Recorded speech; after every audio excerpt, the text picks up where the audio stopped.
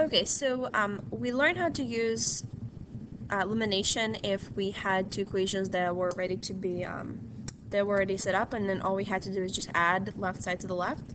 But we also want to know how to use elimination if the system is not ready to be eliminated. So let's take a look at this. So we have the following system of two equations. We have 5x and 2y and 3x and negative 4y. So what we did in the last section, we simply took our left sides and we added them together. And then we added these two, and then we took our right sides, we added them together, and we had systems that where one variable already eliminated. But look what happens. If we simply add the way we have it, we get 8x, we get negative 2y, and then we get 36.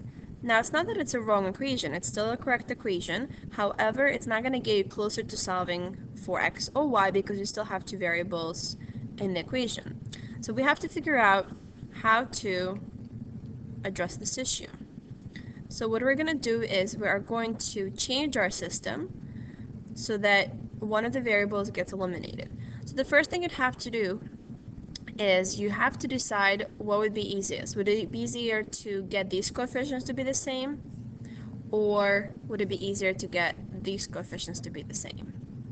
Now, if you decide to work with x's, you have 5x and 3x. So the smallest number that you can possibly use would be 15. And in order to get 15, you'd have to multiply the top equation by 3 and the bottom equation by 5, so it's a lot of work. If you look at the y's, you have 2y and negative 4y. So you can actually simply get this coefficient to become a 4, and then you'd have a 4y and a negative 4y, and then they actually would eliminate. So we want this to be 4y. So how do we get there? Well, you have 2y, so in order to get it to be 4y, you have to multiply the whole equation by 2, and you absolutely have to multiply the entire equation by 2. And then our bottom equation is going to stay the same as it was. So now take a look at your y's.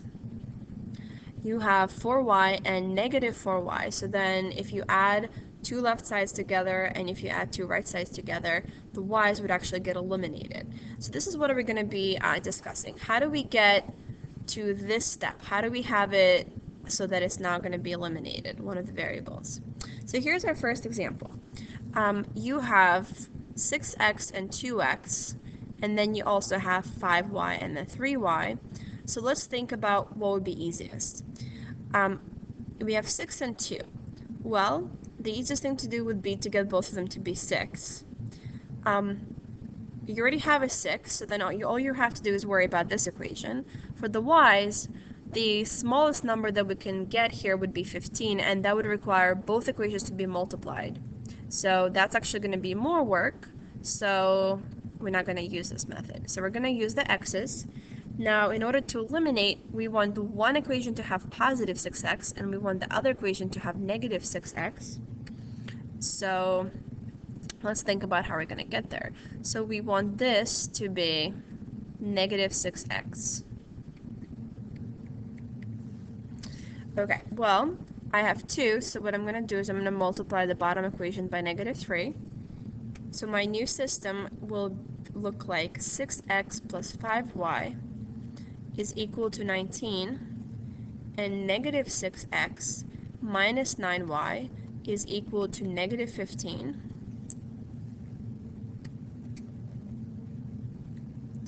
And I'm just going to get a highlighter. So these right here will actually eliminate because 6 minus 6 is 0. So this goes away. We have positive 5y minus 9y, which gives us negative 4y. 19 minus 15 gives us 4. So if we divide both sides by negative 4, it gives us negative 1. Now we're solving a system, so we do need to solve for x and for y. So I'm going to go back to my second equation just because the numbers are a little smaller. And I'm going to use it to solve for x. Plus 3, and I know y is negative 1, so I'm going to replace it. So we get 2x minus 3 is equal to 5. add 3, add 3. So I get 2x is equal to 8. Divide both sides by 2, I get x to be 4. So that's my answer. 4, -1. Okay, so try to do these two on your own. I'm going to give you a little bit of help. I'm just going to help you to decide which variable to eliminate. So take a look. You have 6x and -2x. So x's are going to be easier because you just need to get the bottom number to become -6x. And then for this, you have a 5 and a 10. So you can easily get the 5y to become -10y. Remember, you want one of them to be positive and one of them to be negative, so they actually would cancel each other out and give you a 0. So go ahead and do these two examples. Okay, so solve a linear system. If you notice, first of all, terms are out of place here. So the first thing we want to do is rearrange. And you get 4x plus 5y is equal to 35. -3x plus 2y is equal to -9. So first we rearranged.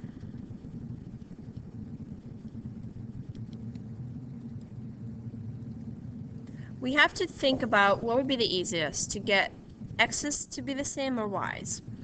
Now, I already have x's. One of them is positive and one of them is negative, so it's a little bit easier. So I'm going to go with x's. 4 and 3, the smallest number that I can use would have to be 12.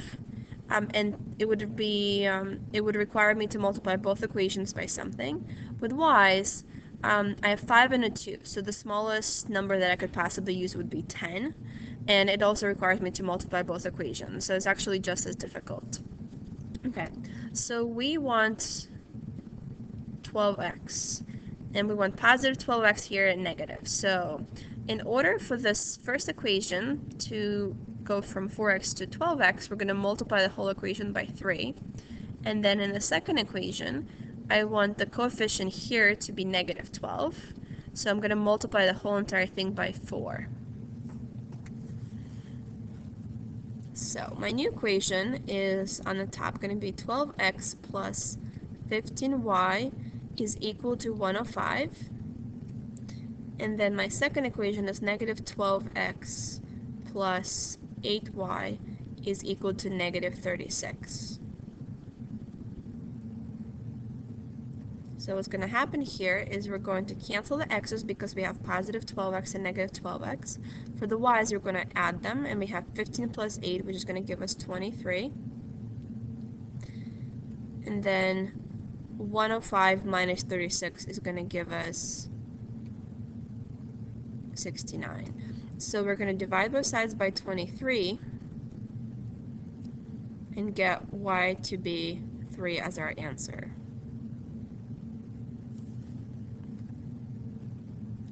So now, you can either use the first or the second equation. I would use the second one.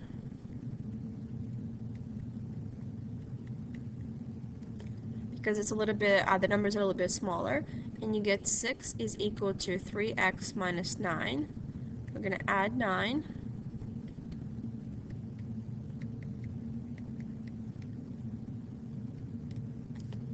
And we get x is equal to 5. So our answer, for example, 2 is going to be 5, 3.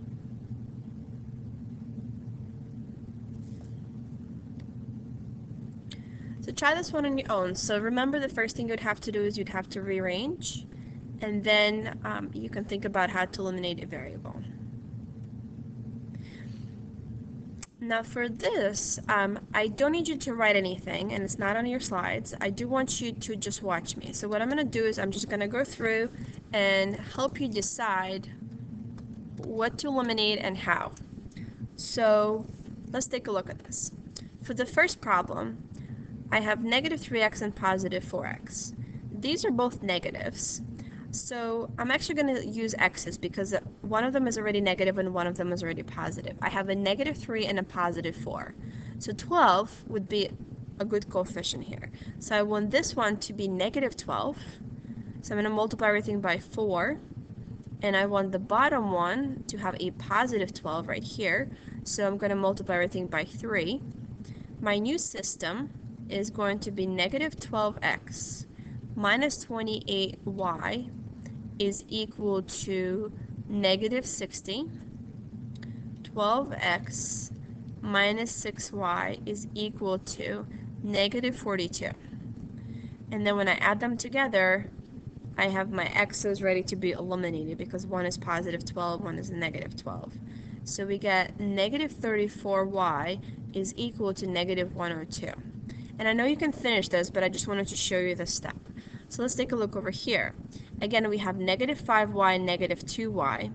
So I'm going to concentrate on the x's because I have a negative and a positive. I have a 6 and a 4. So the smallest number that I can use, it would be 12. So I want this one to become negative 12x, and I can accomplish that by multiplying the whole equation by 2.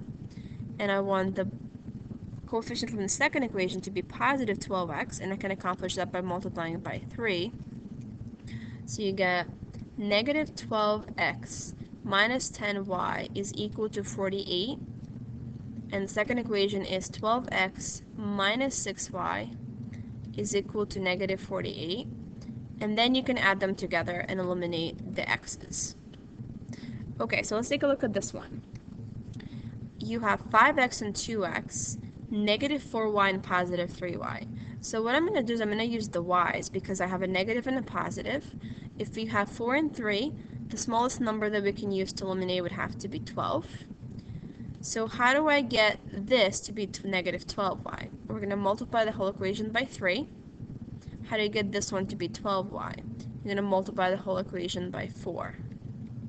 So your new equation, the first one, is going to be 15x minus 12y is equal to negative 63.